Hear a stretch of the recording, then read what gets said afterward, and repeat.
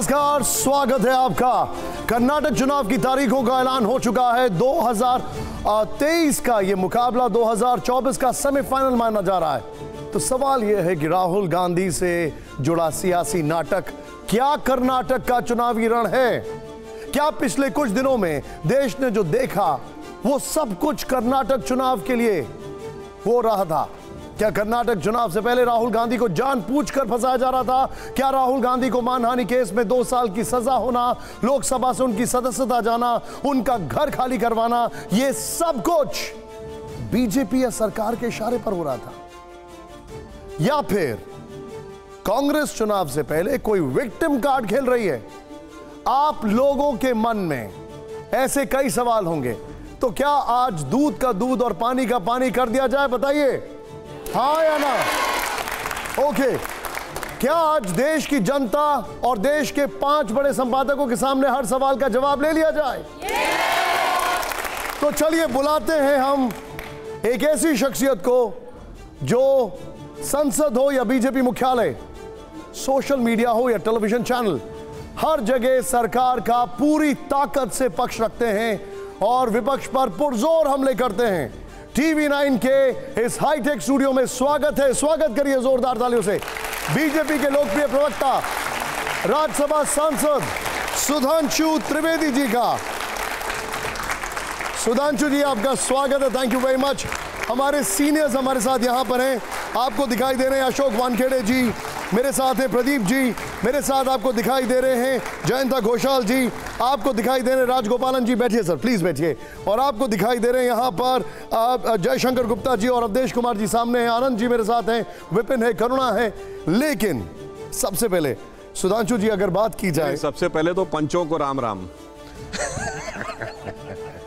पंचों को राम राम। ये पंचों जो हैं इनके बाद बड़े पंची सवाल भी हैं वैसे, लेकिन मैं आपसे पूछना चाहूंगा, कर्नाटक चुनाव पर मैं बात करूंगा, लेकिन पहले ये बताइए कि राहुल गांधी ने कहा कि वो नफरत के बाजार में मोहब्बत की दुकान खोल रहे हैं और आप तो पूरी दुकान ही बंद करवाने पर आ गए। राहुल गांधी जी ने जो ये बोला था कि नफरत के बाजार में वो मोहब्बत की दुकान सजाने आए हैं, पर उस दुकान में सामान कौन कौन से थे? देखिए, केरल से शुरू हुए। केरल में सबसे पहले उनकी तथाकथित भारत जोड़ो यात्रा में वो शख्स सम्मिलित हुआ जिसने सड़क पे बीफ पार्टी की थी। अब देखिए, केरल में वो फादर जोसेफ के घर पे नहीं गए जिसके हाथ काट दिए गए थे, वो तमिलनाडु में प्रवेश करते हैं तो फादर जॉर्ज पुनिया के घर पे जाते हैं, उसको साथ में लेते हैं, जो कहता है कि भारत की धरती इतनी अपवित्र है कि मैं जूता इसलिए पहनता हूं कि टच ना हो जाए। सोचिए, कर्नाटक में आते हैं तो उनका पूर्व कार्यकारी अध्यक्ष कहता है हिंदू शब्द गंदा है। महाराष्ट्र में आते हैं तो वीर सावरकर के बारे में पता नहीं क्या क्या अनाप शनाप नफरत बोलने लगते हैं। और गुजरात जाते तो नहीं है, बगल से गुजरते हैं तो गुजरात के प्रति नफरत की प्रतीक और Gandhi with guns, Gandhians with gun जैसी संज्ञा देने वाली मेधा पाटकर को साथ लेते हैं। तो मैं पूछना चाहता हूं जनाब, ये इतने जहर बुझे सामानों के द्वारा कौन सी मोहब्बत की दुकान सजा रहे थे? नहीं, लेकिन फिर अगर वो ये सब करेंगे तो क्या ये समझा जाए वो ये सब करेंगे तो उनकी सदस्यता छीन ली जाएगी? नहीं, देखिए, बंगला खाली करा दिया जाएगा। ये बहुत टेक्निकल मामला था जी। अब देखिए, जैसे इसके 2 एंगल हैं, एक है टेक्निकल और एक है पॉलिटिकल। अगर आप टेक्निकल देखें तो न्यायालय का निर्णय आ गया। अब न्यायालय का निर्णय आ गया तो सदस्यता जाना स्वाभाविक है। उदाहरण के लिए, अगर आपके चैनल में कोई व्यक्ति काम कर रहा है और किसी कारणवश उसकी अपॉइंटमेंट निरस्त हो जाता है तो फिर तो चैम्बर भी खाली करना पड़ेगा ना। तो उसी प्रकार यदि आप कोई छात्र है जिसको कि प्रवेश मिल गया किसी विश्वविद्यालय में, अब मान लीजिए वो प्रवेश गलत पाया गया, वो रद्द हो गया प्रवेश, तो फिर छात्र छात्रावास में नहीं रह सकता, फिर तो छात्रावास भी खाली करना पड़ेगा। तो वो सांसद आवास है ना। तो इस कारण से ये पूरा टेक्निकल था। इस प्रोसेस के बाद ये इस प्रोसेस का, हाँ, अगर मॉरल की बात करें या पॉलिटिकल की बात करें तो हम ये कहना चाहते हैं कि राहुल जी, ये कौन सा अहंकार है? आप इंपॉर्टेंट एक बात कहूं, ओबीसी की एक पूरी की पूरी कम्युनिटी के बारे में ऐसा शब्द प्रयोग कर देना उस पार्टी के द्वारा जिस पार्टी ने ऑफिशियली कहा अपने नेता के बारे में कि ये जनेऊधारी ब्राह्मण है। मान्यवर कोई दूसरी पार्टी होती तो दलितों पिछड़ों के अलंबरदारों ने देश में आग लगा दी होती। आज सब मौन साधना में चले गए। और मौन साधना में जाके मुखर होते हैं तो केवल न्यायालय के ऊपर। आप सोचिए इनका एजेंडा क्या है। तो वहां पे माफी मांग लेते हैं, पर क्यों माफी मांगेंगे साहब? वो तो देश के प्रति अपमान करके माफी नहीं मांगे, लोकतंत्र के प्रति अपमान करके माफी नहीं मांगे। साहब माफी क्यों मांगेंगे? साहिबे आलम हैं, फर्जंद अंजुमन हैं, वली अहद सल्तनत हैं। अच्छा, माफी नहीं मांगते। सुधांशु जी, 10 मई को कर्नाटक में चुनाव है, 13 मई को रिजल्ट्स आने वाले हैं। 10 मई को चुनाव, 13 मई को रिजल्ट। उनका यह कहना है कि बंगला खाली करवाना, आप कोर्ट से सजा दिलवाना, सदस्यता छीन लेना, यह सब बीजेपी के इशारे पर हो रहा है। इरादा जो है वो कर्नाटक चुनाव की तैयारी है। वैसे जिन लोगों को यह लगता है कि कर्नाटक चुनाव से राहुल गांधी जी का कोई संबंध है, तो अब आप ये देखिए, पिछले कुछ दिनों में कांग्रेस को संयोगवश एक ही राज्य में सरकार बनी है, हिमाचल में 37,000 वोट के अंतर से। पर यही वो राज्य है जहां राहुल गांधी जी नहीं गए थे। तो आप ये सोचिए कि समस्या तो ये है कि राहुल गांधी जी के आने से कोई हमारे लिए समस्या होती हुई सोचना तो खामख्याली है। वो तो जिस राज्य में नहीं गए वहां कांग्रेस की संभावना फिर भी हो गई, और जिस राज्य में जाके जम के प्रचार कर देते हैं वहां तो सब कहानी खत्म हो जाती है। तो मुझे लगता है इसका कोई राजनीति से लेना देना नहीं है। अच्छा, लेकिन उनको एसपीजी सुरक्षा मिली हुई है। आपकी पार्टी नहीं, उनको एसपीजी नहीं, Z plus, I stand correct, Z plus. आपकी पार्टी के भी कई नेताओं को ये सुरक्षा दी गई है, और ऐसे में तो बंगला जो है वो तो मिलता ही है। जोशी जी को मिली हुई है जेड प्लस, आडवाणी जी को मिली हुई है जेड प्लस। हाँ देखिए, उनको सिर्फ जेड प्लस नहीं है, मैं ही बता दूं, Z plus with ASL. ASL होता है एडवांस सिक्योरिटी लाइजनिंग, यानी जब आप जहां जाएंगे तो वहां पहले सिक्योरिटी पर्सनल्स पहुंच जाते हैं, उस पूरे जगह की सैनिटाइजिंग करते हैं, रास्ते के भी ऊपर नजर रखते हैं। ये वो सुरक्षा है जो भारत के गृह मंत्री को प्राप्त है, भारत के रक्षा मंत्री को प्राप्त है। सुरक्षा में हमने कोई कमी नहीं की। हाँ, जहां तक यह बात है कि कौन वहां पर सुरक्षा के कारण सरकारी बंगले में रहेंगे, किनके पास अपना, इसके कई सारे कारण होते हैं निर्णय लेने के। भाई किसी के पास दिल्ली में मकान नहीं है, कोई वृद्ध ज्यादा है जिसको कि ऐसी जगह पे रहना है जहां पर कि मेडिकल फैसिलिटी ज्यादा अवेलेबल हो, तो वो विषय तकनीकी है। इसीलिए मैंने कहा ये पूर्णतः तकनीकी मामला है। मगर एक इंपॉर्टेंट बात है, ये मेरा मकान कैसे कहते हैं? ये सरकारी मकान है भाई। महत्वपूर्ण बात यह है कि देश मेरा है, पार्टी मेरी है, पद भी मेरा है और मकान भी मेरा है। इस सोच से बाहर आना चाहिए। अब ये 21वीं सदी का युवा भारत मेरा नहीं, सब कुछ देश का है, इस चीज पे विचार करें। लेकिन वो तो इसके ठीक उलट कहते हैं। वो कहते हैं कि कहां ये मेरा मकान है भैया, नेहरू गांधी परिवार ने तो अपनी पूरी संपत्ति देश के लिए दे दी। कौन सी संपत्ति? 3 मूर्ति भवन नहीं, सुनिए, आनंद भवन दिया था। पहले सवाल यह पूछिए कि अंग्रेजों के जमाने में इतनी संपत्ति अर्जित कैसे की थी? भाई करोड़ों रुपए का आनंद भवन दे दिया, करोड़ों रुपए कमाए कैसे? ये बड़ी महत्वपूर्ण बात है भाई। लेकिन मोतीलाल नेहरू बहुत बड़े बैरिस्टर थे। बहुत। अब यहां बहुत अच्छा आपने सवाल किया। देखिए, हमने एक किसी किताब में पढ़ा था, तो हम इसलिए एकदम दावा नहीं करते कि 1920 के आसपास मोहम्मद अली जिन्ना की जो इनकम थी, वो बहुत बड़े वकील थे, 4,000 रुपए पर डे थी उस जमाने में, और मोतीलाल नेहरू उनसे कहीं बड़े वकील थे। तो मैं ये पूछना चाहता हूं, उस जमाने में हजारों रुपए, मतलब उस जमाने का 4,000 तो आज का 4 लाख से भी ज्यादा का हुआ, मतलब 40 लाख मान लीजिए, ये इतना फीस कौन पे करता था? भारत तो गरीबी और भुखमरी के दौर में था। हम तो बंगाल का फेमाइन झेल रहे थे, बाकी चीजें झेल रहे थे। तो मुकदमे किसके लड़ रहे थे? अंग्रेज बहादुर के, प्रिवी काउंसिल तक जाके मुकदमे लड़ते थे, या राजे महाराजों के। और इसीलिए आपको शायद पता हो, एक बड़ा फेमस शेर है, आप लोगों ने जरूर सुना होगा। अकबर इलाहाबादी बड़े फेमस शायर और इलाहाबाद के ही थे, यानी आज के प्रयागराज के। उन्होंने ये माना जाता है कि मोतीलाल नेहरू जी के लिए लिखा था कि कौम के गम में खाते हैं डिनर हुक्काम के साथ, हुक्काम कहते हैं ऑफिसर को, कौम के गम में खाते हैं डिनर हुक्काम के साथ, रंज लीडर को है बहुत मगर आराम के साथ। यानी दिन में प्रदर्शन होता था और शाम को अंग्रेज अफसरों के साथ डिनर होता था, तभी तो इतनी संपत्ति अर्जित हुई थी। लेकिन ये तो आरोप वो बकायदा अडानी के ऊपर लगाते हैं कि एकदम से इतनी संपत्ति कैसे अर्जित कर ली गई। अच्छा, जहां तक उन्होंने संपत्ति अर्जित करने की बात कहते हैं, तो हम सिर्फ एक सिंपल सी बात कहना चाहते हैं। ये बताइए, पिछले 6 महीने में अडानी ग्रुप को सबसे बड़ा प्रोजेक्ट कहां मिला है? राजस्थान में 60,000 करोड़ रुपए का। और राजस्थान सरकार ने पावर प्रोजेक्ट के लिए वो जमीन दी है सैकड़ों एकड़। माइंस में सबसे बड़ा कॉन्ट्रैक्ट कहां मिला है? छत्तीसगढ़ में 11,000 करोड़ रुपए का। अब आइए पोर्ट्स में, पहले महाराष्ट्र में महाराष्ट्र विकास आघाड़ी की सरकार ने दिया था, अब जो है केरल की सरकार ने दिया है, जहां से निवर्तमान सांसद राहुल गांधी जी आते हैं। तो अब आप ये बताइए, अगर इतना गड़बड़ है तो कैंसिल क्यों नहीं कर देते भाई? एक तरफ कह रहे शेल कंपनियों से पैसा आ रहा है। भाई शेल कंपनियों से पैसा आ रहा है, किसने कहा? सेबी की बात पे मुझे भरोसा नहीं है, एलआईसी की बात पे भरोसा नहीं है, स्टेट बैंक ऑफ इंडिया की बात पे भरोसा नहीं, फाइनेंस मिनिस्ट्री पे भरोसा नहीं, ठीक है मान लिया। तो भाई अगर आपको उनके भरोसे से ऊपर अपनी जानकारी लग रही कांग्रेस पार्टी को, तो अपनी राज्य सरकारों को भी तो समझाओ। बस यही है, ऊपर ऊपर दिल्ली में आके चिल्लाना है और अपने राज्य में पीछे से इन्वेस्टमेंट लाना है। अच्छा ठीक है, अब क्योंकि हमने ये जिक्र किया है, एक सवाल बार बार आता है। वो सवाल ये जो राहुल गांधी बार बार रखते हैं वो ये है कि कांग्रेस ये कहती है कि पकड़ना चाहिए था नीरव मोदी को, ललित मोदी को, आप राहुल गांधी के पीछे पड़ गए। हाँ, जो आपने बात कही, ये जितने भी भ्रष्टाचार करके गए हुए लोग थे, मैं विनम्रता से और चुनौती से पूछता हूं, 26 मई 2014 से पहले एक केस हो इनके खिलाफ तो बता दें। केस भी हमने रजिस्टर्ड किए, हमने मुकदमे दर्ज किए, इनकी संपत्तियां सीज की, इंग्लैंड तक जाके इंग्लैंड की सरकार पे दबाव बनाया। और आपको पता है प्रधानमंत्री जी ने भी यह बात बोली कल, 22,000 करोड़ रुपए की ऐसे लोगों की संपत्तियां सीज की जा चुकी हैं।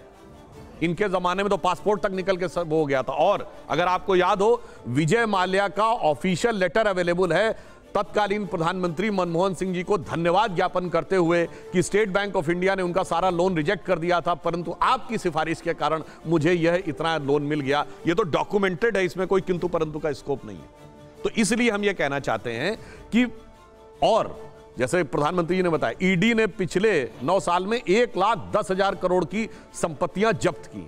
तो कार्रवाई हमने की है और लुटाई उन्होंने की थी। अच्छा, अगला सवाल मैं ले रहा हूं, और हमारे जो खास मेहमान हैं उसके बाद उनसे सवाल लूंगा। थोड़ा सा इसमें डिटेलिंग है। 7 फरवरी को राहुल संसद में भाषण देते हैं, अडानी और सरकार के रिश्ते पर सवाल पूछते हैं। उसके बाद गुजरात सरकार के पूर्व मंत्री पुणेश मोदी यानी याचिकाकर्ता, जो पहले इस केस में स्टे ले चुके थे, वो स्टे वापस लेते हैं और फिर 30 दिन के अंदर 7 सुनवाइयां होती हैं, फटाफट फैसला आ जाता है जिसमें राहुल गांधी को 2 साल की पूरी सजा होती है, पूरी सजा। कांग्रेस कह रही है सब कुछ साजिश है जो राहुल के भाषण के बाद रची गई, जो भाषण उन्होंने 7 फरवरी को दिया। वैसे तो एक बात बताएं आपको, राहुल गांधी जी ने कितने भाषण दिए, कब कब क्या क्या बोला और उसका क्या प्रभाव रहता। अगर आपको लगे कि एक भाषण से कुछ होने वाला है, तो मेरा तो व्यक्तिगत मानना है कि राहुल जी के भाषण से भाजपा को कम और कांग्रेस को नुकसान अधिक होता है।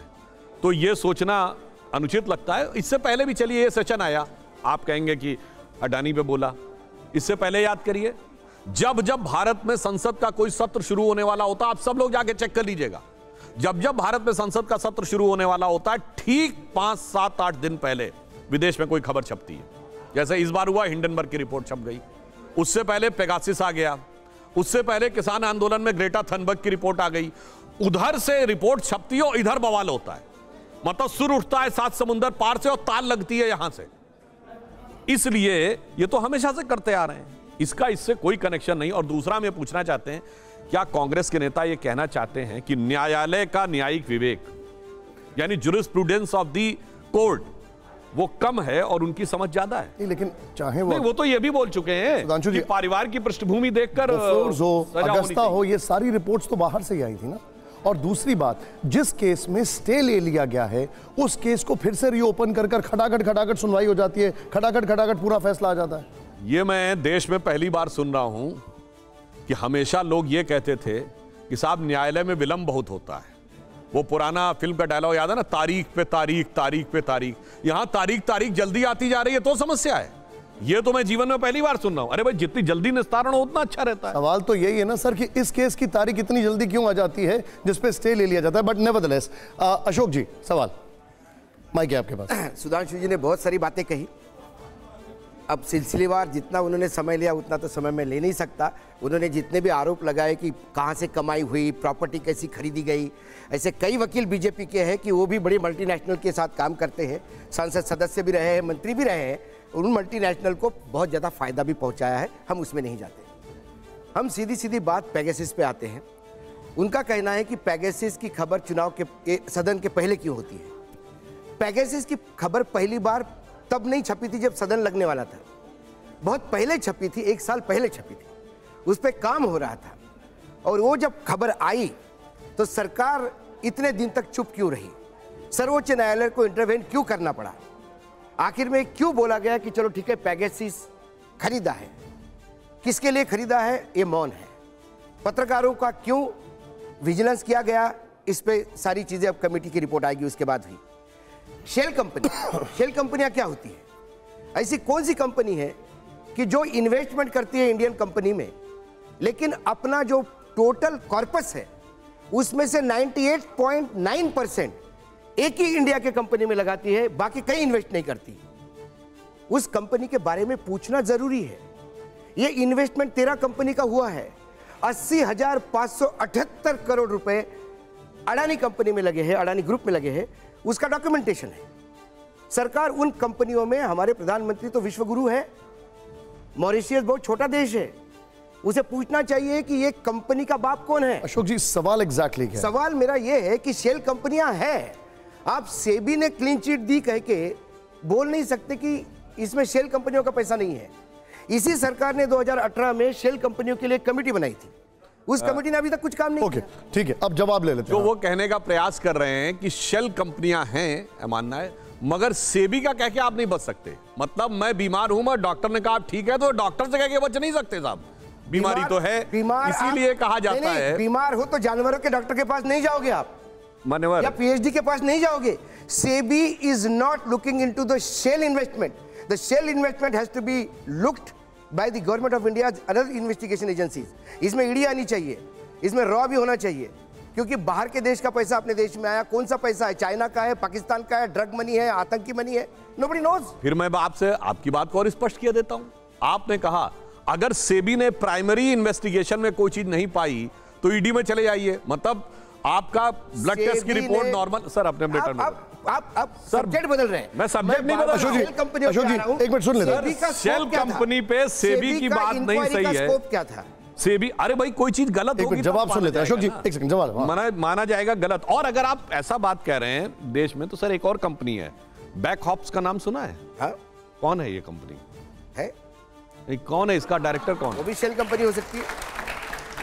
मान्यवर, शेल नहीं है, ये वो कंपनी है जिसमें राहुल गांधी जी डायरेक्टर हैं, ये ब्रिटिश कंपनी है। तो मैं शेल कंपनी बोल रहा हूं। यहां मैं इसलिए बात कहना चाहता हूं, मैं शेल कंपनी बोल रहा हूं। मैं सर शेल नहीं है वो तो, अरे शेल कंपनी में राहुल गांधी को डायरेक्टर बोल देंगे तो बहुत गड़बड़ हो जाएगा। नहीं तो ये आपको इन्वेस्टिगेशन करना होगा। मैं राहुल गांधी को मैं इन्वेस्टिगेशन की बात नहीं कह रहा हूं, मैं डिफेंड करने अभी एक मिनट जवाब सुन लेते हैं। अशोक जी हम एक मिनट, अच्छा एक बार आप पूरी बात बोल लीजिए। अडानी में लगे हुए इन 13-14 कंपनी का पैसे का सोर्स जानना चाहते और कुछ भी नहीं। ठीक है, एक मिनट। अब राहुल गांधी सुधांशु जी डायरेक्टर, एक मिनट सुधांशु जी, सवाल यह है कि जो इन्वेस्टिगेशन है सेबी का दायरा लिमिटेड है, उसमें और इन्वेस्टिगेटिव एजेंसीज आनी चाहिए, शायद ईडी आनी चाहिए, मे बी सीबीआई आनी चाहिए या रॉ आनी चाहिए। वो इन्वेस्टिगेशन इस दिशा में क्यों नहीं होने, सीबीआई या ईडी आना चाहिए? अब बिल्कुल बताते हैं। देखिए, अगर आप बिल्कुल टेक्निकली देखें तो प्राइमरी इन्वेस्टिगेशन सेबी करेगी, या फिर एलआईसी कहे मेरा इन्वेस्टमेंट डूब रहा है, एसबीआई कहे कि साहब मेरे पार्ट पे गलती हो रही है, शेयर मार्केट का रेगुलेटर कहे कि शेयर मार्केट में गड़बड़ हो रही है। अगर इनमें से कुछ नहीं हो रहा तो आधार क्या है? अब देखिए, आधार यह है कि हिंडनबर्ग की रिपोर्ट, वो हिंडनबर्ग जो अपने देश में खुद जांच के घेरे में है। आपको पता है अमेरिकन कोर्ट ने हिंडनबर्ग के ऊपर रोक लगा दी है कि वो किसी भी कंपनी के बारे में कोई रिपोर्ट नहीं छापेगा। क्यों? हिंडनबर्ग ने अडानी के शेयर खरीदे, शॉर्ट टर्म सेलिंग की, और अपनी रिपोर्ट के द्वारा शेयर नीचे गिराए। और ये शॉर्ट टर्म सेलिंग में जानते क्या होता है? उसके करोड़ों रुपए कमाए। जांच तो इसकी भी होनी चाहिए। और ये जानते क्या होता है? एक शेयर मार्केट में रूल है, वो ये है कि मैंने आज पैसा लगा दिया, मान लिया 100 रुपए का शेयर है, मगर मैं पेमेंट कंपनी हमको एक हफ्ते बाद करेगी। उस एक हफ्ते में यदि 100 रुपए का शेयर 120 का हो गया तो मेरे को फायदा, आप कंपनी को फायदा हो गया, उसको 100 रुपए देने पड़ेंगे। पर अगर शेयर 50 का हो गया तो आपको फायदा हो गया। शॉर्ट सेलिंग, ये बताइए शॉर्ट सेलिंग में। मैं तो पूछना चाहता हूं, हिंडनबर्ग ने अडानी के शेयर खरीदे ठीक रिपोर्ट लिखने से पहले, और उसके बाद जब शेयर धड़ाम से नीचे गिर गए तो करोड़ों रुपया कमाया कि नहीं? वो पैसा कौन कमा रहा है, वो किसके पास आ रहा है? अशोक जी एक सेकंड। हिंडनबर्ग ये शॉर्ट सेलिंग कंपनी, ये कंपनी धंधेबाज कंपनी है, ये इन्वेस्टिगेशन एजेंसी नहीं है, ये विसल ब्लोअर नहीं है। हम नहीं कह रहे कि विसल ब्लोअर है, लेकिन किसी के घर में डकैती हुई, आप बोलते हो कि डकैती हुई, मेरा कहने का मतलब है उस डकैती में इतना सारा माल मिला, वो माल कहां से आया इसका भी इन्वेस्टिगेशन होना चाहिए। ठीक है, ठीक है। आप बार बार कहते हो कि उसके घर में डकैती हो गई, बताइए अशोक जी, एक आप सेकंड। उसके प्रति ये कर रहे हैं। उसके घर में तो चोरी हुई है, मुझे चोरी हुई अपने जगह पे, चोर ने चोरी की अपने जगह पे, चोर पकड़ा गया, उसके पास जो 500 करोड़ कैश मिला, ये इस आदमी के घर से कैसा बरामद हुआ, मैं उस पे इंटरेस्टेड हूं। ठीक है, अब मेरा थोड़ा सा हम इस पे ज्यादा डाइग्रेस कर रहे हैं। आपने इसमें एक पॉइंट रखा, आपने कहा कि सेबी प्राइमरी एजेंसी है जिसके थ्रू, जिसके बाद ये चीजें आगे बढ़ेंगी। मैं आपसे एक सवाल पूछता हूं, राहुल की सदस्यता जाने के बाद बीजेपी ने एक प्रेस कॉन्फ्रेंस की जिसमें आरोप लगाया कि बड़े बड़े वकीलों की फौज है, फिर भी अदालत का दरवाजा नहीं खटखटाया जा रहा है। कांग्रेस ये कहती है कि उनका अंदरूनी मामला है, इससे बीजेपी को क्या है? हाँ, बहुत अच्छी बात आपने कही। ये बताइए, श्री पवन खेड़ा जी के संदर्भ में तो चंद घंटों में कोर्ट पहुंच गए, और इनके यहां बड़े बड़े वकील नहीं है, बहुत बड़े बड़े प्रभावशाली वकील हैं। वो तो तुरंत जेल जाने की हालत थी ना वहां पर। मेरी बात तो सुनिए। उनकी गिरफ्तारी की मांग थी, एयरपोर्ट पे रोक लिया गया था। मेरी बात तो सुनिए जी। यहां तो वो उस लेवल के वकील है जिन्होंने आतंकवाद के आरोपियों के लिए रात को 2 बजे सुप्रीम कोर्ट खुलवा दिया था। आज 1 हफ्ते तक कोर्ट ही नहीं जा रहे। अब या तो ये कांग्रेस की कोई राजनीतिक रणनीति है, या फिर ये कांग्रेस के परिवार के अंदर की कोई कूटनीति है कि कुछ लोग राहुल गांधी को सलाह दे रहे हो कि भाई आप कोर्ट मत जाइए, आप जेल चले जाइए, आप शहीद हो जाएंगे, और उसमें उनको राजनीतिक रूप से शहीद करना चाह रहे हो, वॉट एवर द रीजन। अब या तो उनकी स्ट्रेटजी है या कॉन्स्पिरेसी है, तो कोई कांग्रेस का व्यक्ति बता सकता है। अन्यथा आप ये बात बताइए कि जब आपके पास मौका है, आज 7-8 दिन हो गए, आप कोर्ट नहीं जा रहे हैं, और दूसरे केसेस में चंद घंटों में, और मैंने पुनः बताया, रात को 2 बजे सुप्रीम कोर्ट खुलवा लिया था जिन वकीलों ने, उन वकीलों के फौज वाले लोग 7-7 दिन तक कोर्ट ना जाएं, रांचू जी, या फिर ये हो सकता उन्हें पता हो। मैं आज से कुछ साल पहले अगर आपसे ये सवाल करता या आपकी पार्टी से ये सवाल करता, बल्कि मैंने सवाल ऐसे किए भी हैं, तो आप लोगों का जवाब होता था ये कांग्रेस का इंटरनल मैटर है। आज उस इंटरनल मैटर पे आप लोग बड़ा तेजी से जवाब देने, क्या ये बात का डर है कि राहुल का एक सिंपैथी तैयार हो जाएगी, एक विक्टिम कार्ड तैयार हो जाएगा? क्या बीजेपी को इस बात का डर है? इसका बीजेपी से कोई लेना देना नहीं है। जो कुछ भी हुआ है वो तो प्योरली टेक्निकल ग्राउंड के ऊपर हुआ है। अच्छा, दूसरी बात, राहुल गांधी से मुझे लगता है, अगर आप ईमानदारी से पूछ लेंगे तो दिल से कांग्रेस नेताओं को ज्यादा डर लगता है। वो कब क्या बोल के क्या परिस्थिति उत्पन्न कर देते हैं, पता नहीं क्या क्या बोल देते हैं, और उनके लिए बेचारों के लिए डिफेंड करना बहुत मुश्किल हो जाता है। भाजपा को डरने में कौन सी समस्या है?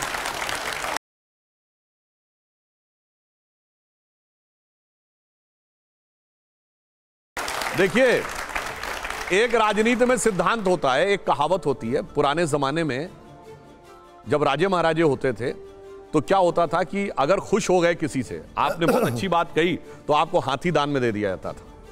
और अगर कोई गलत बात हो गई, पता चला मुंह से कोई ऐसी बात निकल गई, तो हाथी के पांव के नीचे आ जाते थे। तो कहा जाता था बात ही हाथी पाइए, कहावत ये, बात ही हाथी पाइए, बात ही हाथी पांव। ये राजनीति में बहुत ध्यान रखना चाहिए। और मुझे लगता है राहुल गांधी जी, एक कहावत और है ना, दोहा, कि वाणी एक अमोल है, जो कोई बोले जानी, ये तराजू तौल के तब मुख बाहर आनी। यानी 100 बार सोच के बोलना चाहिए। राहुल गांधी जी बोलने से 100 बार बोलने के बाद भी शायद नहीं सोचते हैं। ठीक है, इस लिहाज से सिर्फ इसी पर प्रदीप जी सवाल आपका। सुधांशु जी, इस समय देश में भ्रष्टाचार के खिलाफ बहुत तेजी से जांच का अभियान चल रहा है। कल प्रधानमंत्री ने भी पार्टी मुख्यालय में इस पर कहा कि ये रुकने वाला नहीं है, हम पर झूठे आरोप लगाए जाएंगे, तब भी हम रुकने वाले नहीं। एक सवाल बहुत से लोगों के मन में उठता है कि आखिर ऐसा क्यों है कि जांच एजेंसियों को केवल विपक्ष के नेता मिलते हैं? बीजेपी के किसी नेता के खिलाफ भ्रष्टाचार की जांच क्यों नहीं होती, या ये मानकर सरकार चलती है एजेंसियां कि बीजेपी में भ्रष्टाचार है ही नहीं? देखिए, ये सवाल आजकल बहुत पूछा जा रहा है, तो मैं इस पर बहुत ही टेक्निकल जवाब देता हूं।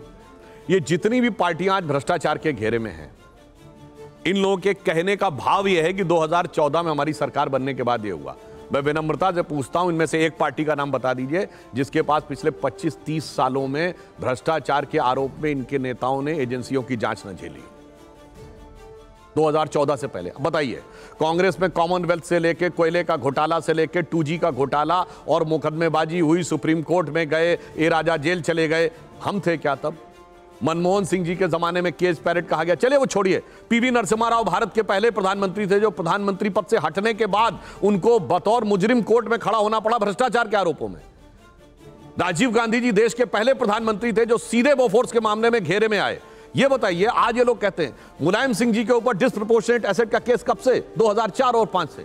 मायावती जी के ऊपर 2005 और 6 से। डीएमके के नेताओं के ऊपर कब? 2007 और 8 थे। और लालू प्रसाद यादव जी 1997 में जेल चले गए थे, 1997 में, और पर्ची फाड़ रहे हैं 2014 के बाद की मोदी जी के ऊपर। तो भाई प्रॉब्लम क्या है कि इनका तो पूरा चरित्र और फितरत ही भ्रष्टाचार है। देखिए, ये इन पार्टियों की एक बड़ी खास बात है, नाम लेना है जाति का, आगे करना है परिवार को, और सत्ता में आने के बाद भ्रष्टाचार करना है। परिवार और भ्रष्टाचार को बचाना है, केवल यह उद्देश्य है, इसीलिए सब मिलकर एक होने का प्रयास कर रहे हैं। कल मोदी जी झूठ बोले, इसका मतलब कल मोदी जी ने ये कहा था अपने भाषण में, अब मैं 2014 के पहले तो कोई ईडी एक्शन ही नहीं लेता था, जांच एजेंसियां एक्शन ही नहीं लेती थी। नहीं, लेकिन अशोक जी 2014 के बाद ही हमने एक्शन लेना शुरू किया भ्रष्टाचार के खिलाफ। लेकिन आपने जितने नाम गिनाए ये तो 2014 के पहले के हैं। आप मेरी बात सुनी नहीं पाए, मैंने 97 में गिराया जब ईडी थी भी नहीं। मैंने वही तो कहा। ठीक है, फोर्स के जमाने में अशोक जी मतलब कोई भी एजेंसी हो, एक मिनट, एजेंसी कोई भी हो, भ्रष्टाचार में इनको रहना है। नहीं नहीं, मैंने क्या कहा आपको कि इसका मतलब भ्रष्टाचार के खिलाफ एक्शन हुई है। एक्शन कैसे हुई है? कोर्ट से हुई है। कोर्ट से भी हुई तो, लेकिन एक्शन तो हुई। हाँ, तो एक्शन तो वही तो हम करें, भ्रष्टाचार किया है तो एक्शन होगा। अभी तो अब किया ही नहीं तब भी एक्शन कर दो भाई। मैंने सवाल अशोक जी, वही तो कहा। अशोक जी, एक हर जगह कोर्ट से ही नहीं हुआ है, हर कोर्ट से नहीं हुआ। चलिए, आप यूपीए सरकार का एक केस बताइए जो बगैर कोर्ट के हुआ। चुनौती पूछता हूं आपसे, बताइए बताइए कोई एक केस जो बगैर कोर्ट के हुआ। 2G कोर्ट से हुआ, CWG कोर्ट से हुआ, कोयला कोर्ट से हुआ, बोफोर्स पे। आज कहते हैं लोग जेपीसी, शायद बच्चों को नहीं पता हो, V Shankaranand joint parliamentary committee के चेयरमैन थे बोफोर्स में, सारी क्लीन चिट दे दी थी। और जब सरकार ने आके जांच की तो काटोची मामा के पैसे में अकाउंट में पैसा तक निकल आया। तो इसलिए मैं कहना चाहता हूं सब कोर्ट से होता है।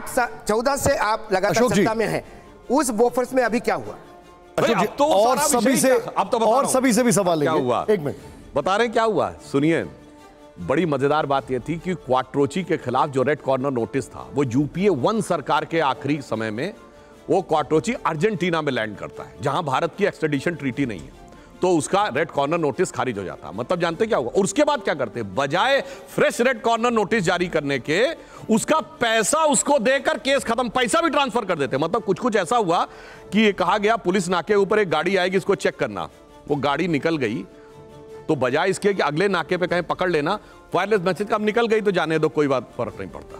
वो काम किया गया अभी क्यों नहीं कर सकते? अच्छा अशोक जी तो केस खत्म। मैं बार-बार हम लोग बार-बार डाइग्रेस कर सर ये 1-on-1 होता जा रहा है। एक मिनट सर, मैं सबके पास हूं। सुधांशु जी एक मिनट। नीरव मोदी अब राजीव गांधी जी जीवित नहीं है मान्यवर। ठीक है सर ये 1-on-1 नहीं है, ये 5-and-1 है सर। नीरव मोदी, ललित मोदी, ये दोनों ओबीसी नहीं है, तो ये ओबीसी का अपमान कैसे हो गया? सर ये बताइए, मोदी सरनेम आपने प्रयोग किया, तो मोदी सरनेम किसका होता है? या तो आप सरनेम नहीं कहते। नहीं, लेकिन नीरव मोदी बनिया समाज से आते हैं, ललित मोदी भी ओबीसी नहीं है। अच्छा, ये कांग्रेस पूरा तर्क दे रही है बार बार। नहीं, तर्क, कांग्रेस का तर्क बहुत बढ़िया है। मैं एक बात कहूं आपसे, आपने 2 नाम लिए, ललित मोदी, नीरव मोदी। 2 उदाहरणों पर पूरी एक जाति या एक सरनेम को चोर कहने वाले लोग वो हैं जो हजारों उदाहरणों के बाद अगर कह दिया जाए कि सारे आतंकवादी एक समुदाय से क्यों होते हैं, छाती पीटने लगते थे कि आतंकवाद का मजहब नहीं होता और चोर की जाति होती है। वाह, 2 उदाहरणों पे एक पूरी जाति चोर है और हजारों उदाहरणों के बाद नहीं, आतंकवाद का मजहब नहीं होता है मगर चोरी की जाति होती है। इसी कारण से यह इनकी गति हो रही है। नहीं, लेकिन राजगोपालन जी, ये सवाल पर आपका टेक। सुधांशु जी, 303 एमपी बीजेपी को है, कांग्रेस को 55-50 है। आप क्यों बार बार पार्लियामेंट को रोक रहे हैं? 303 होने के बावजूद भी पार्लियामेंट चलाना चाहिए था, क्यों पार्लियामेंट को रोकना? इसमें आपको क्या अनुभव मिल रहा है? एक तो मैं ये बात ऑन द लाइटर नोट कह दूं, एक दौर था जब हमारे 2 एमपी होते और आज कितने 303। ये जनता के आशीर्वाद से हुआ है। जहां तक रोकने की बात है, देखिए वहां पे बहुत स्पष्ट बात। 303 वैसे भारत की एक बहुत पुरानी बंदूक भी है जो आप बता रहे हैं। नहीं, हाँ, मैं ये कह रहा हूं, आप सरकार की आलोचना करिए, हम तैयार हैं। आप भाजपा की आलोचना करिए, हम तैयार हैं। आप मोदी जी के विरुद्ध जितना विश्वमन करना है करिए। आपने क्या क्या नहीं बोला, मौत का प्रकार, मौत तरीका, ये मरेंगे, ये होगा, जाति बोधक शब्द बोले और ये कहा तू चाय बेच, सब चलता है। अगर आप भारत का अपमान करेंगे कि भारत में डेमोक्रेसी खत्म हो गई है और आप कहेंगे so called defenders of democracy, यही वर्ड यूज है, Europe and America defenders of democracy, why they are not reacting, तब तो फिर आप भारत की सार्वभौमिकता यानी सोवरेनिटी ऑफ इंडिया, भारत के कॉन्स्टिट्यूशन, भारत के लोकतंत्र का अपमान कर रहे हैं। तब हमने कहा माफी मांगो। बाकी तो आप गाली बकते रहे, मोदी जी की बोटी बोटी काटने से लेके इसकी मौत मरेगा, उसकी मौत मरेगा, सब बोल लिया। हम उसके ऊपर माफी मांगने को हमने नहीं कहा, हमने इस पे माफी मांगने का। और दुख किस बात का हुआ, स्वतंत्रता के अमृत महोत्सव वर्ष में उस इंग्लैंड की धरती से आपने जाके कहा जिन्होंने हम पे हुकूमत की थी। अरे चलिए कोई बात नहीं, आपको मोदी जी के प्रति, भाजपा सरकार के प्रति बहुत घृणा है, एक आध बार कुछ अच्छी बात भी बोल देते। जैसे मोदी जी ने कहा कि हम बिगेस्ट डेमोक्रेसी नहीं है, we are the mother of democracy. उस इंग्लैंड में जहां खड़े होकर राहुल गांधी ने बोला, वहां कहा जाता ना डेमोक्रेसी शुरुआत कब से हुई, मैग्ना कार्टा 1215 में आया। अरे बोलिए ना, कर्नाटक में अनुभव मंडपम 11वीं शताब्दी से चल रहे थे भगवान बासवन्ना के समय में। ये बोलिए ना, चोल साम्राज्य में बाकायदा इलेक्टेड रिप्रेजेंटेटिव होते थे 10वीं शताब्दी से। ये बोलिए कि वैशाली का पहला गणराज्य था 2500 साल पहले का। वेदों के जमाने में सभा समिति विदत गण बैठकर लोकतांत्रिक तरीके से निर्णय लेते थे। आज भी राज्यसभा और विधानसभा और लोकसभा शब्द वहीं से आया। परंतु चलिए, कभी एक बार भी राहुल गांधी ने यह शब्द कभी बोले हो बताइए? यानी भारत की लोकतांत्रिक परंपरा के लिए तो कभी कुछ नहीं बोला। और ऐसा नहीं कांग्रेस नेताओं ने बोला है, प्रणब मुखर्जी जी ने बोला है जी, नरसिम्हा राव जी ने बोले हैं कई बार ये बात, मगर राहुल गांधी जी नहीं बोलते। इसलिए लगता है कि भारत की गौरवशाली परंपरा के बारे में चार बातें बोल के फिर आप कह देते हैं आज हमें लग रहा, हम फिर भी मान लेते हैं कि देश का सम्मान करते हैं। पर जो उन्होंने बोला वो देश के प्रति अवमानना थी, इसलिए उसमें माफी के बगैर कोई चीज संभव नहीं। ठीक है, अब मैं आपको कुछ सुनाना चाहता हूं। प्रियंका गांधी, उनका एक बयान सुनाता हूं, जरा इधर लेके आइए। और उसके ऊपर मैं सुधांशु जी आपसे सवाल पूछूंगा, प्ले ऑन करिए। प्रियंका गांधी का एक सवाल, और स्टूडियो में जरा ऑडियो ऑफ करेगा सुधांशु जी, देखिएगा जरा यहाँ पर। हम उधर आए? नहीं, आप उधर ही बैठिए प्लीज, कोई बात। हाँ, एक आदमी का कितना अपमान करोगे, कितना अपमान करोगे? क्या यही है इस देश की परंपरा? आप परिवारवादी कहते हैं, तो भगवान राम कौन थे? भगवान राम को वनवास में भेजा गया, उन्होंने अपने परिवार, अपनी धरती के प्रति अपना धर्म निभाया। क्या भगवान राम परिवारवादी थे? क्या पांडव परिवारवादी थे कि वो अपने परिवार की संस्कारों के लिए लड़े?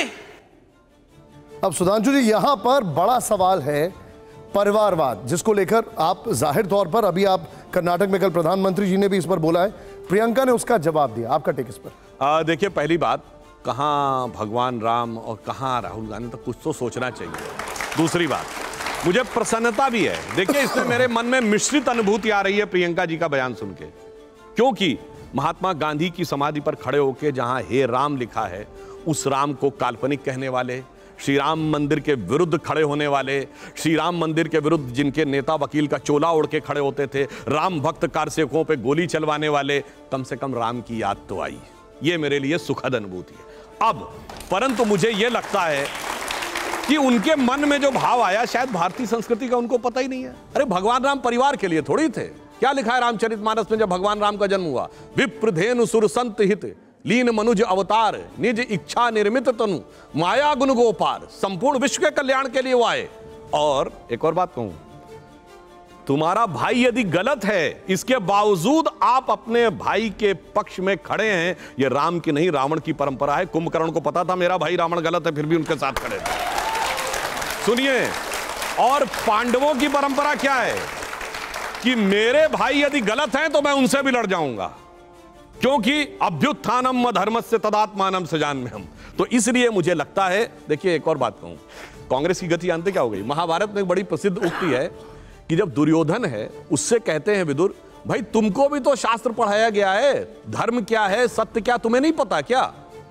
तो दुर्योधन कहता है, जानामि धर्मम नचमे प्रवृत्ति, जानामि अधर्मम नचमे निवृत्ति। सत्य और धर्म क्या है मुझे पता है, पर मेरी उसमें प्रवृत्ति नहीं है। असत्य और अधर्म क्या है मुझे पता है, मेरी उससे निवृत्ति नहीं है। तो वही कारण है कांग्रेस के लिए यह तथाकथित सत्याग्रह में न सत्य के लिए प्रवृत्ति है न असत्य से निवृत्ति है। लेकिन सुधांशु जी मुझे एक बात बताइए, अब चलिए आपने बताया और बहुत अच्छे एग्जाम्पल दिए, लेकिन एक बात बताइए, हेमंता बिस्वा शर्मा प्रधानमंत्री जी को कलयुग के हनुमान कहते हैं, चिराग पासवान वो कहते हैं कि मोदी जी राम हैं और मैं उनका हनुमान हूं। जब वो तुलना कर सकते हैं तो ये तुलना करने में क्या बुराई? नहीं, हम ये बात नहीं कर रहे हैं। देखिए, कौन राम का हनुमान है तो बड़ी नॉर्मल सी बात होती है। दो भाई होते हैं, लोग कहते हैं देखिए साहब राम लक्ष्मण की जोड़ी है। कोई पति पत्नी जब शादी तय होती लोग कहते हैं अरे भाई इनकी शादी हो जाएगी, राम सीता की जोड़ी रहेगी। वो भाव अलग है, परंतु यहां पर जब आप अहंकार से बोलते हैं, और पृष्ठभूमि क्या है, पृष्ठभूमि वो जो मैंने गिना दिया, राम थे नहीं, राम मंदिर के खिलाफ और राम भक्त कार सेवकों के खिलाफ और डे वन से राम मंदिर के खिलाफ, तब आप राम का उपयोग करते हैं तो लगता है कि आप। देखिए मैं बात कर रहा हूं भाषा शैली की, एक बार आपको सुनाता हूं एक और बयान, जरा ध्यान से देखिएगा, और आपके बड़े कैबिनेट मंत्री हैं जिनका बयान है, आप देखते ही समझ जाएंगे। और जरा स्टूडियो में वॉल्यूम लाउड करेगा, सुनाइए जरा एक बार। The other day you said I am not apologize because I am not Savarkar. Do you know the contribution of people like Savarkar ji? And you're getting, as I said, getting an ass to run a horse's race. That's my comment. अब ये बहुत चिंताजनक है। अब इन्होंने जो आपत्तिजनक शब्दों का इस्तेमाल किया आपने सुना, इन्होंने किस तरीके से कहा कि घोड़ों की रेस में गधे दौड़ रहे हैं।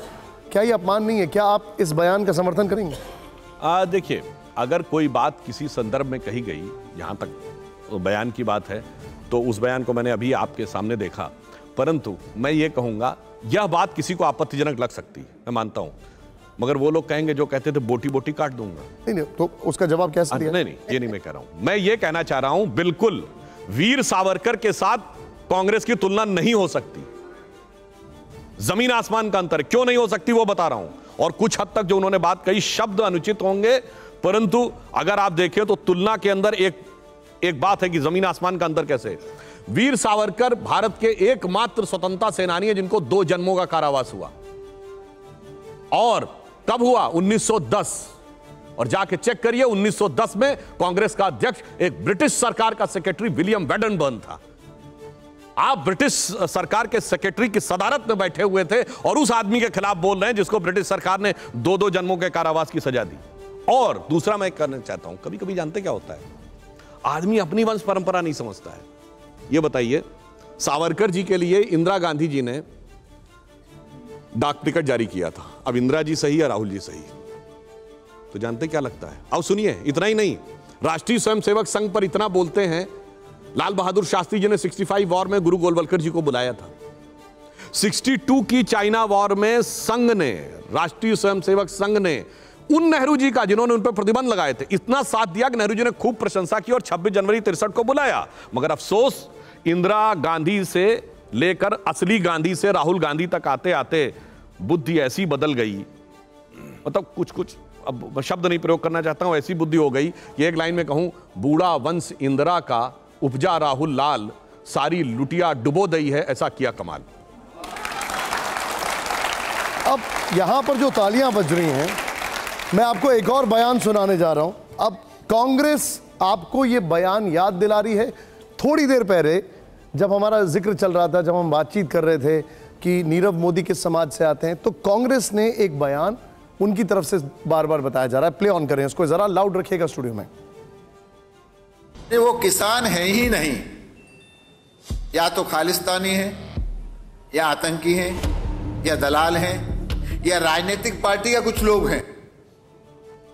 अब ये सवाल देखिए, वो ये कह रहे हैं कि अगर उन्होंने मोदी शब्द का इस्तेमाल किया राहुल गांधी ने, तो वो पूरे ओबीसी समाज को आपने कनेक्ट किया। लेकिन इसको क्या कहेंगे जो साक्षी महाराज यहां पर कह रहे हैं? उसके बाद मैं अपने मेहमानों के पास आऊंगा, जयशंकर जी के पास। साक्षी महाराज से पहले कांग्रेस के सांसद रवनीत सिंह बिट्टू ने कहा था कि वो खालिस्तानी है, और जो पंजाब के पूर्व मुख्यमंत्री और जो आतंकवादी हमले में शहीद हुए बेअंत सिंह जी के बेटे हैं, इन्होंने से रिपीट किया है। और मैं चैलेंज कर कहता हूं, चेक कर लीजिए इसकी डेट और रवनीत सिंह बिट्टू के स्टेटमेंट की डेट। सबसे पहला स्टेटमेंट कि उस आंदोलन में इस तरह के लोग घुसे हुए हैं, ये उन्होंने कहा। अच्छा, एक और बात बताइए, उसी आंदोलन में कम से कम हम आसाम की नेक काट दें, इसका क्या कनेक्शन था किसान आंदोलन से? मर जा मोदी ये नारा लगा, इसका किसान आंदोलन से क्या कनेक्शन था? और सुनिए, मुझे तो दुख ये होता है कि कांग्रेस वालों के आत्मसम्मान किया गया, ये शब्द प्रयोग किया गया, विनम्रता से कह रहा हूं कोट अनकोट में, हमने इंदिरा को ठोक दिया था और मोदी के साथ भी यही करेंगे अनकोट। उसके बावजूद आप उनके साथ खड़े हुए। और एक और बात मैं कह दूं, अब तो किसान आंदोलन सब पुरानी बात हो गई। हकीकत में यह समझिए, जो पंजाब के सबसे बड़े किसान नेता थे वो चुनाव लड़े और जमानत जब्त हो गई। उत्तर प्रदेश के जो सबसे बड़े किसान नेता थे वो उनके गांव में भाजपा को वोट उस बूथ पे ज्यादा मिला, ये महत्वपूर्ण नहीं है। उनके गांव में वो जिस पार्टियों को सपोर्ट कर रहे थे उनको उतने वोट भी नहीं मिले जितने लोग उनकी पंचायत में बैठे रहते थे। इससे आप समझ लीजिए कि इकोसिस्टम क्या था और हकीकत क्या था। ठीक है, हालांकि मेरा पॉइंट ऑफ रेफरेंस कुछ और था, लेकिन ठीक है, आपने उसका जवाब दिया। जयंता जी।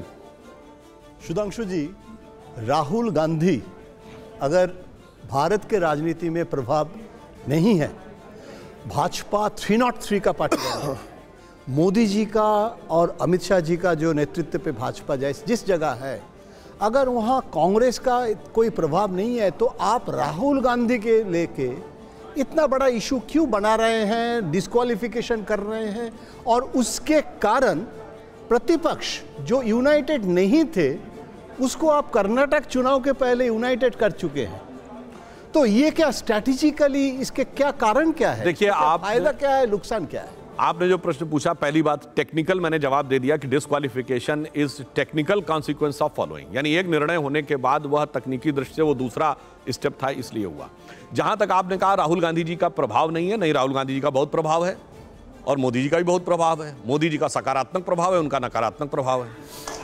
मोदी जी आए और सुनिए, उत्तर प्रदेश में 10 लोकसभा सीटें थी 2004-09 तक, 73।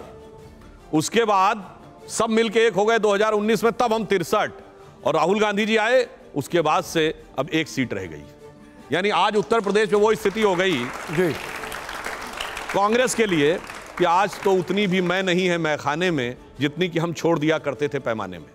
अब आप ये कह रहे हैं कि साहब हम उनकी बातों का जवाब क्यों दे रहे हैं, क्यों रिएक्ट कर रहे हैं? हम तो बड़ी सिंपल सी बात कह रहे हैं, सत्ताधारी दल पर सारे विपक्षी दल अटैक कर सकते हैं, हम सारे दलों का उत्तर देंगे। जो मुख्य विपक्षी दल है उसको मुख्य उत्तर देंगे। यद्यपि टेक्निकली लोकसभा में नहीं, पर राज्यसभा में तो टेक्निकली मुख्य विपक्षी दल, और यह यथार्थ है कि कांग्रेस मुख्य विपक्षी दल है। या तो कांग्रेस कह दे कि हम मुख्य विपक्षी दल नहीं है तो हम मुख्य उत्तर उनको देना बंद कर देते हैं। तीसरा पॉइंट आपने कहा कि भ्रष्टाचार के मुद्दे पे सब साथ आ गए। प्रधानमंत्री जी ने बहुत अच्छी बात कही, कोई मुद्दा इन सारे दलों को एक नहीं कर पाया, न किसान मुद्दा, न इनके हिसाब से महंगाई का मुद्दा, न बेरोजगारी का मुद्दा। क्या कर पाया? ईडी ने एक कर दिया। कारण जानते क्या है? अरे कोई साथ में नहीं आया है जी, सब अपने अपने दर्द से बेहाल हैं। वो गीत नहीं सुना है, कौन रोता है किसी और की बात पे दोस्त, सबको अपनी ही किसी बात पे रोना आया। और इतना नहीं, उनके आगे की लाइन क्या है? आगे की हालत उनकी ये है कि कभी खुद पे कभी हालात पे रोना आया, और जब केस निकलते हैं बात निकली तो हर एक बात पे रोना आया। जयशंकर जी, आपका सवाल जी। भाई निशांत, देखिए, सुधांशु जी भाजपा के सर्वश्रेष्ठ प्रवक्ताओं में से एक हैं, ये मैं मानता हूँ। पढ़े लिखे हैं, तार्किक बातें करते हैं। अभी इन्होंने बहुत सारी बातें कही हैं, मैं थोड़ा सा वक्त जरूर लूँगा कि पॉइंट वाइज मैं भी इनसे थोड़ा सा बात कर लूँ। जैसे इन्होंने कहा कि अडानी का इन्वेस्टमेंट राजस्थान में हुआ, अडानी का इन्वेस्टमेंट सबसे ज़्यादा छत्तीसगढ़ में हुआ। उसमें क्या राहुल गांधी अडानी के साथ गए थे इन्वेस्टमेंट करवाने के लिए? ऑस्ट्रेलिया में जब अडानी गए थे तो नरेंद्र मोदी जी साथ में गए थे। स्टेट बैंक की चेयरमैन अरुंधति भट्टाचार्य भी साथ में थी। जब माइंस की लीज दी गई थी उस समय इन्होंने मिलकर वहाँ समझौता कराया था। एक दूसरा, ये अगर वो शॉर्ट सेलिंग की बात हिंडनबर्ग ने की कि उसने शेयर खरीद लिया था, शॉर्ट सेलिंग में शेयर बेच दिए, तो विपक्ष तो यही मांग कर रहा है कि जेपीसी जांच करा लो। जेपीसी जांच कराइए, दूध का दूध पानी का पानी हो जाएगा, उसमें क्या प्रॉब्लम है? एक सवाल। दूसरा जो है, क्या भारतीय जनता पार्टी, सर पहले उसका जवाब ले लूं मैं, जो आपने अभी बोला। बहुत सारे लंबा हो जाएगा सर। सुधांशु जी, जवाब। दोनों बातों। पहली बात, इसमें कोई ऐसी नई बात नहीं है। अनेक बार प्रधानमंत्रियों के साथ जब बिजनेस डेलीगेशन जाते हैं तो बहुत सारे बिजनेसमैन जाते हैं और कॉन्ट्रैक्ट साइन होते हैं। लेकिन वहीं पे बैठ के स्टेट बैंक का चेयरमैन अब लोन सैंक्शन नहीं करता है। नहीं, वहां पे हुआ नहीं हुआ वो एक अलग विषय था, वहां पे अलग दूसरी। भागिए मत। अरे भाई बात तो सुनिए मान्यवर, घुमाइए आपसे जो बात कहना चाह रहे हैं घुमाइए मत। देखिए नहीं, घुमाने की कोई बात नहीं है। घुमाने की बात तो जानते क्या है? ठीक है। घुमाने की बात आपने कितनी सहजता से कह दिया। राहुल गांधी कहे थे क्या छत्तीसगढ़ और वहां पर? जी हां, राहुल गांधी कहे थे। मैं चुनौती से कह रहा हूं, उस समय कर्नाटक में थी राहुल गांधी जी की यात्रा। जब अशोक गहलोत जी के साथ अडानी की फोटो आई और उनसे पूछा गया तो जिंदगी में पहली बार राहुल गांधी ने अडानी जी बोला है और कहा कि अगर हमारी स्टेट में 60,000 करोड़ का इन्वेस्टमेंट आ रहा है तो हम स्वागत कर रहे हैं। तो कहे भैया उनकी अनुमति से हुआ है, अब तो कह दो कि हटा दो। अब तो शेल कंपनी है तो हटा दीजिए ना। वो नहीं हटा रहे हैं सर, इसलिए हम मिलने की बात कह रहे हैं। और दूसरा आपको एक और भी फैक्ट बता दूं, अडानी को फूड कॉर्पोरेशन ऑफ इंडिया का 15 साल का कॉन्ट्रैक्ट 12% एंश्योर्ड रिटर्न के साथ 2007 में मिला, मनमोहन सिंह जी के जमाने में। पहला private port Mundra port Narasimha Rao ji के जमाने में मिला।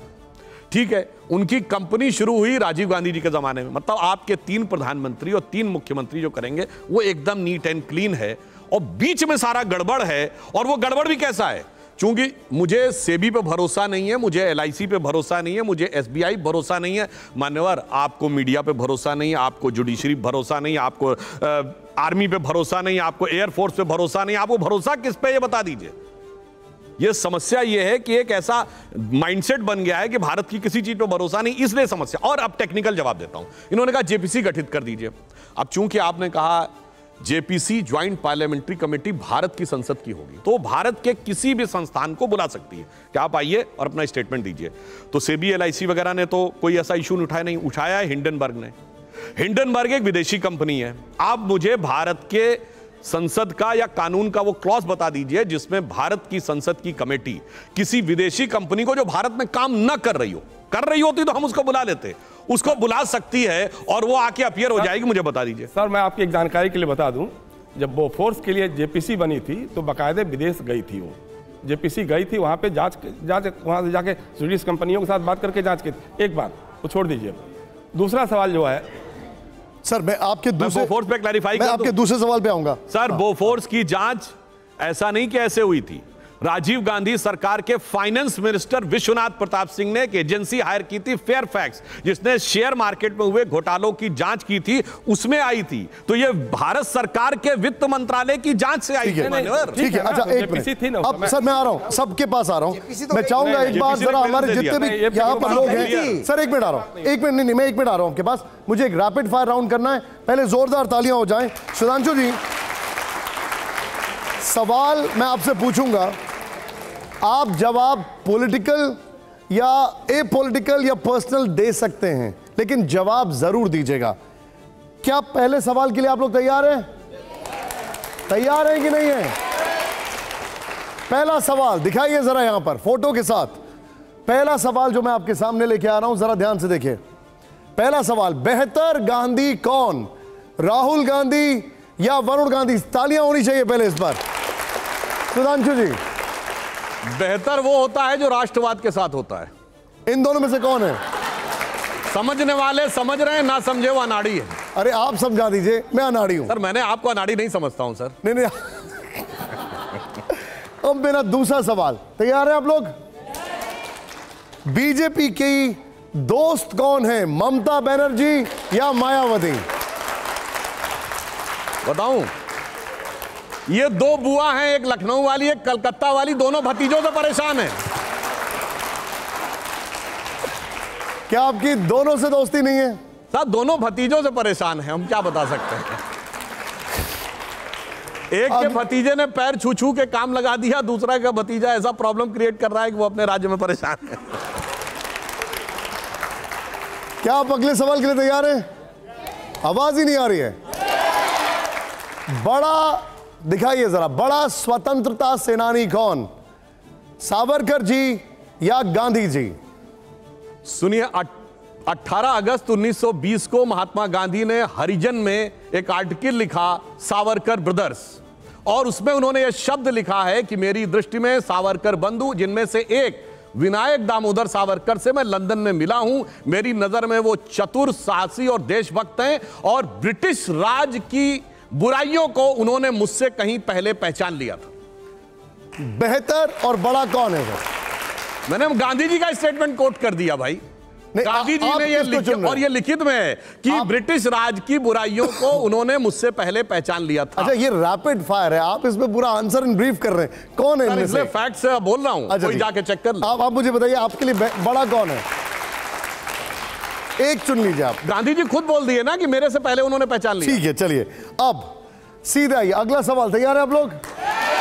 प्ले ऑन करिए सर। बेहतर राजनेता कौन, ओवैसी या केजरीवाल? देखिए, दोनों में क्या बराबरी की जा सकती है, बेहतर बताएं कौन है? सर एक जवाब दीजिए। सर एक लाइन। जो उधर वाले हैं, धुम धुम धड़म धड़ैया रे, सबसे बड़े लड़ैया रे। इधर वाले हैं, मुझे दुनिया वालों शराबी न समझो, पीता नहीं हूं पिलाई गई है। अब लड़ैया और शराबी में कौन बेहतर, वो आप निर्णय लीजिए। अच्छा, थोड़ा सा रिवर्स कर देता हूं, आप पहले जवाब दे दीजिए, फिर उसके बाद एक्सप्लेनेशन दीजिए। अब कौन है इनमें से बेहतर? इनमें से बेहतर राजनेता कौन है? मैंने तो कहा ना, एक दारू का दरिया बहाने वाला और एक आग का दरिया बहाने वाला।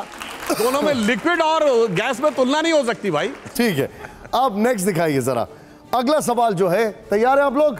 ये देखिए, हिंदू हृदय सम्राट कौन? हिंदू हृदय सम्राट कौन, लाल कृष्ण आडवाणी जी या योगी आदित्यनाथ जी?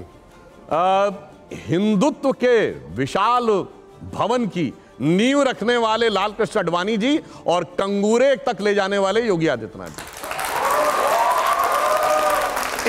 एक चुनना है आपको, प्लीज एक चुनना है। आपने दोनों का फिर एक्सप्लेनेशन दे दिया, एक बताइए मुझे। मान्यवर, ऐसा है, वो उनके पिता तुल्य हैं। जो पिता तुल्य लोगों से तुलना नहीं की जाती है, प्रेरणा ली जाती है। तो क्या मैं ये कहूं कि आडवाणी जी ज्यादा बड़े हिंदू हृदय सम्राट हैं? मैंने तो कहा ना, पिता से तुलना नहीं की जाती, प्रेरणा ली जाती है। ठीक है, अगला सवाल। तैयार हैं आप लोग? सुनिए, वैसे एक बात बता दूं। हाँ, आडवाणी जी ने एक नारा दिया था, जहां राम का जन्म हुआ हम मंदिर वहीं बनाएंगे। और जब मंदिर का शिलान्यास हुआ तब योगी जी मुख्यमंत्री थे। वो कहते, राम काज कीने बिनु मोहि कहां विश्राम। ठीक है, आखिरी सवाल। देश का आदर्श विचार क्या है, महात्मा गांधी जी या नाथूराम गॉडसे? एक सुनना है सर। बिल्कुल, आपने बहुत सही कहा। गांधी का राजनैतिक दर्शन, गांधी का भजन और गांधी का वाक्य ही आदर्श है। गांधी का राजनीतिक दर्शन था राम राज्य, गांधी का अंतिम शब्द था हे राम, गांधी का रोज का भजन था रघुपति राघव राजा राम। नाथूराम गोडसे ने गांधी के शरीर की हत्या की और जिस दिन हलफनामा देके कोर्ट में कहा गया कि राम काल्पनिक थे, उस दिन गांधी की आत्मा की हत्या हुई। ठीक है, अब मैं कुछ सवाल यहां से लेना चाहूंगा। अब अवधेश जी मेरे साथ है। अवधेश जी, पूछिए अपना सवाल। सुधांशु जी, मैं जरा टोन चेंज करता हूं। आपकी पार्टी की ओर से चुनाव के पहले 2 बड़े संदेश निकले हैं। कर्नाटक की सरकार ने मुसलमानों का 4% आरक्षण बंद कर दिया, क्योंकि और वहां ईश्वरप्पा जी कह रहे हैं कि हमारी सरकार अगर आएगी तो हम मस्जिदों से लाउड स्पीकर हटा देंगे। दूसरी ओर प्रधानमंत्री जी ने कल कहा, जिसकी चर्चा अभी हुई है, कि भ्रष्टाचारी एक साथ हो रहे हैं। तो क्या भारतीय जनता पार्टी आगामी विधानसभा चुनाव, लोकसभा चुनाव के पहले एक ओर वोटों का इसी आधार पर लोगों का ध्रुवीकरण चाहती है और दूसरी ओर भ्रष्टाचार के आधार पर राजनीतिक ध्रुवीकरण की ओर देश को ले जाना चाहती है? पहली बात आपने कही तो बहुत स्पष्ट कर देना चाहता हूं, भारत के संविधान में धार्मिक आधार पर आरक्षण का कोई प्रावधान नहीं है। कोर्ट एक नहीं कई बार स्ट्रक डाउन कर चुका था। कर्नाटक सरकार ने आर्थिक रूप से कमजोरी के आधार पर मुस्लिम समाज की कुछ जातियों को किया था, तब ईडब्ल्यूएस का रिजर्वेशन का कैटेगरी नहीं थी। अब इकोनॉमिक वीकर सेक्शन की कैटेगरी हो गई तो वो ऑटोमेटिकली उसमें मर्ज हो गए। अब ईश्वरप्पा जी ने यह कहा यदि कि हमारी सरकार आएगी तो मस्जिदों पर से लाउड स्पीकर हटेगा, तो यह भारत के कई हाई कोर्ट्स का आदेश है कि मस्जिदों से लाउड स्पीकर हट जाना चाहिए। और वैसे मैं आप लोगों के सुलभ संज्ञान के लिए बता देना चाहता हूं, सऊदी अरब में मस्जिदों पे लाउड स्पीकर नहीं है और सबसे बड़ा दुनिया का मुस्लिम कंट्री इंडोनेशिया, वहां भी मस्जिदों पे लाउड स्पीकर नहीं है। कहावत है ना कि नया मुल्ला प्याज ज्यादा खाता, मगर यहां जो मुल्ला नहीं है वो प्याज ज्यादा खाता, ये बड़ी समस्या है। एक सवाल है, आप कहते हैं कि राहुल गांधी ने भारत का अपमान किया, कांग्रेस का यह कहना है कि हमने ऐसा कुछ भी नहीं किया, यह उसका गलत इंटरप्रिटेशन किया जा रहा है। देखिए, शब्द यह था कि the so called defenders of democracy, Europe and America, why they are not reacting and the majority of democracy has finished in India, यही वर्ड था ना, इसमें तो कोई किंतु परंतु नहीं। अब यह बताइए, जो लोग ये कहते हैं कि बोलने की आज़ादी नहीं है, आज तो डिजिटल डाटा अवेलेबल है, पिछले 9 वर्षों में प्रधानमंत्री श्री नरेंद्र मोदी जी के विरुद्ध जितने कड़वे घटिया अपशब्दों का प्रयोग, जितने जलवाए जलाल के साथ, पूरे जमाल के साथ कांग्रेस नेताओं ने आके बोले हैं, और अब तो इतना ही नहीं हो गया है, अब तो वो साहब भाजपा नहीं एंकरों को भी धबेड़ देते हैं और फिर कहते हैं बोलने की आज़ादी नहीं। ये कितना यथार्थ के विपरीत है। और दूसरा, मुझे दुख इस बात का है, आपको पता है इस देश दुनिया में कितने % पॉपुलेशन डेमोक्रेसी में है? केवल 30%, जिसमें 16% हम हैं। अगर भारत को हटा दिए सिर्फ 14% है। Look at the entire eastern hemisphere, eastern Europe से जापान, सिर्फ 3 देशों में सस्टेनेबल कांस्टेंट डेमोक्रेसी है, जापान, ऑस्ट्रेलिया और भारत। ऑस्ट्रेलिया तो एक्सटेंशन ऑफ यूरोप है, जापान में भी कॉन्स्टिट्यूशनल मोनार्की है, pure absolute consistent democracy in the entire eastern hemisphere. हमारे डिफेंडर्स ऑफ डेमोक्रेसी हम है भाई, वो कौन होते हैं बोलने वाले? और इनकी आदत यही नहीं है, जब इनकी सरकार थी तब याद करिए भारत के 60 सांसदों ने यूएस सीनेट को लिख के भेजा था कि मोदी जी को वीजा मत दीजिएगा, जबकि मोदी जी ने वीजा के लिए कभी जिंदगी में अप्लाई नहीं किया था। ये क्या था? भारत की संप्रभुता का अपमान, भारत के लोकतंत्र का अपमान, भारत की न्याय व्यवस्था का अपमान, कि आप दूसरे देशों में जाके गुहार लगाते हैं। इसलिए हमने कहा यह भारत का अपमान था और यह आपकी फितरत है पहले से लेके और आज तक। ठीक है, अब सुधांशु जी मेरा आपसे एक पर्सनल रिक्वेस्ट है, अब आपको जो भी जवाब देना है वो आपके बगल में प्ले कार्ड एक रखा हुआ है, यस और नो, कैमरा सामने लगा हुआ है, आपको जो एक्सप्लेनेशन दे रहा है वो बाद में दे दीजिएगा, लेकिन पहले यस एंड नो जरूर दीजिएगा। मैं आपसे एक रैपिड फायर कर रहा हूं, बड़ा ठंडा ऑडियंस है, क्या आप तैयार हैं कि नहीं है? और अगर आपको जवाब नहीं देना है तो आप एकदम स्ट्रेट प्ले कार्ड दिखा दीजिएगा यहां पर सुधांशु जी। मेरा पहला सवाल है, मैं आपको जो अपना पहला सवाल वहां उस तरफ मुझे जाने को बताया गया, ये देखिए। अब जरा मैं अपना आपसे पहला सवाल पूछा हूं, जोरदार तालियों। सुधांशु जी आपका कैमरा वो सामने वहां पर है। मेरा पहला सवाल है आपसे, बीजेपी में परिवारवाद नहीं है? जवाब सर यस, ओके। आप कह रहे नहीं है? अब एक्सप्लेनेशन कर दूं? एक्सप्लेन अभी करें बात। लेकिन येदुरप्पा के बेटे और हाँ। देखिए, परिवारवाद और परिवार के व्यक्ति में होने में क्या अंतर है? किसी नेता का बेटा या बेटी राजनीति में नहीं आएगा, यह प्रतिबंध नहीं लगाया जा सकता, पर पूरी पार्टी की विरासत मेरे बाद मेरे ही परिवार के हाथ में रहेगी, ये परिवारवाद है। जैसे निशांत जी एंकरिंग कर रहे हैं, अब यह नहीं हो सकता इनके परिवार का कोई व्यक्ति पत्रकारिता में नहीं आएगा या टीवी 9 चैनल नहीं ज्वाइन करेगा, पर परिवारवाद यह होता है जब भी मैं इस शो की एंकरिंग छोड़ूंगा तो उसके बाद एंकर कोई मेरे परिवार का बनेगा, यह भाजपा में नहीं है। दूसरा सवाल, हिंदू धर्म ग्रंथों की फिर से समीक्षा होनी चाहिए, हाँ या ना? ओके, नहीं होनी चाहिए, बता दें। नहीं होनी चाहिए, ठीक है, उसका कारण बता दें। बताइए। देखिए साहब, समीक्षा वो करे जिसके पास समीक्षा लायक बुद्धि हो गई हो। और मैं उदाहरण के एक बात बोलना चाहता हूं, अभी हम नवरात्र के इस पर्व में हैं, नवरात्र का पर्व हमारा चल रहा है। यह बताइए, आदि शक्ति स्त्री के रूप में उत्पन्न हुई, मैं चुनौती से कहता हूं दुनिया में कोई उदाहरण बताइए जहां भगवान के केस में स्त्री तत्व को स्थान दिया गया हो। इनिशियल एनर्जी शुरू हुई, सिर्फ पुरुष मानी गई, हमारे यहां स्त्री मानी गई है। और मैं एक छोटी सी बात देता हूं, युवा पीढ़ी को शायद ध्यान रहे, आपने कभी ध्यान दिया कि यहां 9 दुर्गा के रूप हैं? हमारे यहां बहुत सारे देवता हो तो अलग हैं, दुर्गा में भी 9 रूप हैं, यानी इट्स लाइक PhD कि एक एक सब्जेक्ट का एक एक एक्सपर्ट है। तो जो लोग ये कहते हैं एक ही है, वो केजी वाले हैं। अब ये कहना वो हुआ कि केजी पढ़ा कोई कहे कि PhD वाले की समीक्षा होनी चाहिए तो मुश्किल है। वैसे मैं एक इंटरेस्टिंग थोड़ा समय लेते बता दूं, एक लाइन बता दूं। देखिए, जैसे ही हमारे यहाँ 9 वर्ष शुरू होता है तो शक्ति की आराधना शुरू होता है। हमारे यहाँ माना गया है कि चैत्र शुक्ल प्रतिपदा को सबसे पहले यूनिवर्स क्रिएट हुआ था। यूनिवर्स कैसे क्रिएट होगा? एनर्जी जहां से क्रिएट होगी। तो प्रथम कौन है? Shailputri, nascent energy. द्वितीयम Brahmacharini, now the chaste and pure energy. तृतीयम चंद्र घंटे थी, यानी अब वो फुल्ली डेवलप्ड एनर्जी है। चौथी कुष्मांडा, अब वो प्रोजनी में भी आ रही है, समझ रहे। पांचवी स्कंद माता, अब उसमें से नए क्रिएशन हो रहे हैं, इसीलिए अंतिम सिद्धदात्री है। This is the process of evolution of energy. अब कई लोग बताएंगे और कहेंगे समीक्षा करो, पहले पढ़ तो लो, परीक्षा दे दो तब समीक्षा करो। लेकिन भागवत जी ने खुद समीक्षा की बात की है, भागवत जी ने खुद समीक्षा की बात की है कुछ ग्रंथों को लेकर।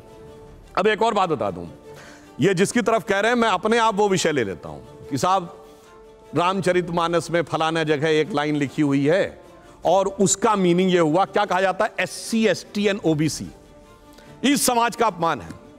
मान्यवर 1990 में मंडल कमीशन आया, उससे पहले ऑफिशियली सरकार की नजर में कोई OBC नहीं था। 1960 के दशक से पहले OBC वर्ड ही नहीं था। मतलब जो चीज ही 60 साल पहले नहीं थी 600 साल पहले चेप दी जाके। SC वर्ड 1937 में आया, यानी 85 साल पहले, वो भी 500 साल पहले जाके चिपका दिया। तो इसलिए हम ये कहना चाहते हैं वो बात किस संदर्भ में कहां लेकर कैसा एक्सट्रापोलेशन किया जाता है समाज में लड़ाने के लिए। और मैं एक ही बात कह दूं, ज्यादा नहीं, इन लोगों के साथ ST दलितों को कहने लगे बाद में, कहां दलित तो पहले भी थे, कौन कहने लगा, व्यवस्था थी। अब सुनिए, इनको उदाहरण देते हैं, उन्हें उदाहरण देता हूं। शूद्र कौन थे, शूद्र कौन थे, उसी शूद्र को मैं बात कहना चाहता हूं, सुनिए, शेड्यूल टाइप करने लगे, शेड्यूल कास्ट करने लगे, सुनिए। अब शेड्यूल कास्ट के बाद नई कोई भाषा फ्रेंच आएगी इस देश में, तो देखिए भावावेश में बीच में आ गए। अशोक जी एक मिनट, मैं बता देता हूं, जाके किताब पढ़िए डॉक्टर अंबेडकर की who were Shudras, chapter number 1 page number 1 paragraph number 3 उन्होंने लिखा है there is no connection of modern day scheduled caste with the Vedic age Shudras. अब आप उससे ज्यादा बड़े ज्ञानी है तो अलग बात। अच्छा ठीक है।